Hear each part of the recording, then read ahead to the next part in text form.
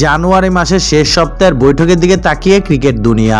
আইসিসির প্রেসিডেন্ট জয় শাহর সঙ্গে বৈঠকে থাকবে অস্ট্রেলিয়ার ক্রিকেট বোর্ডের প্রধান মাইক ভাইড এবং ইংল্যান্ড ও ওয়েলস ক্রিকেট বোর্ডের প্রধান রিচার্ড থমসন। এই তিনজনের বৈঠকের মূল আলোচ্য বিষয়টা সবারই জানা। আলাপ হবে দ্বিস্তর টেস্ট কাঠামো নিয়ে।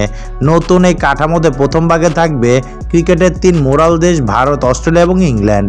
সঙ্গে যোগ দেবে আরও 4 দেশ, পাকিস্তান, দক্ষিণ আফ্রিকা, নিউজিল্যান্ড এবং শ্রীলঙ্কা। আর অন্য পাশে রাখা হচ্ছে 5 দেশ, যেখানে সবচেয়ে বড় নামটা হচ্ছে ওয়েস্ট ইন্ডিজ এবং বাংলাদেশ। এর বাইরে আছে জিম্বাবুয়ে, আফগানিস্তান এবং আয়ারল্যান্ড।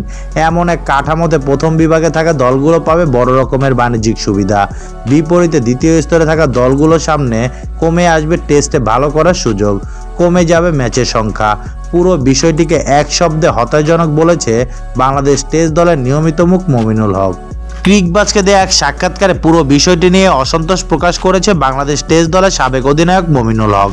তার ভাষ্য, সত্যি বলতে আমি কাউকে ছোট করছি না, তবে আমি নিশ্চিত না নিচের বিভাগে কোন পদ্ধতি অনুসরণ করা হবে। আমি এও জানি না দ্বিতীয় বিভাগে ভালো ফল করলে আমাদের প্রথম বিভাগে নিয়ে যাওয়া হবে কিনা। টেস্ট স্ট্যাটাস পাওয়া 12 দলের মাঝে এমন বিভক্তের মূল কারণ আর্থিক ইস্যু।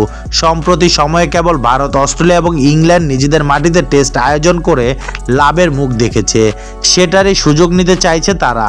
তবে এর বিপক্ষে অবস্থান নিয়েছে টেস্টে বাংলাদেশের সর্বোচ্চ সেঞ্চুরিয়ান মমিনুল। আমার মনে হয় টেস্ট ম্যাচের সংখ্যা কমে আসবে, আর আমি মনে করি না বিষয়টা ভালো হবে আমাদের জন্য। সত্যি বলতে আমরা যদি ভালো দলের বিপক্ষে খেলার সুযোগ না পাই, আমাদের নিজেদের খেলার উন্নতি হবে না। আর সবসময় নিজেদের মধ্যে খেলে বড় এবং শক্তিশালী দলগুলোর বিপক্ষে না খেললে আপনি সেই জায়গায় আটকে থাকবেন। মমিনুলের মতে এমন এক সিদ্ধান্তের পর টেস্ট ক্রিকেটের মূল্যায়ন কমতে শুরু করবে।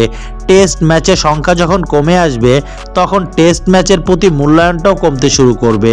আর খেলোয়াড়রা যখন সাদা বলের ক্রিকেটে আগ্রহ হবে, তখন অবস্থা হবে আরও শোচনীয়।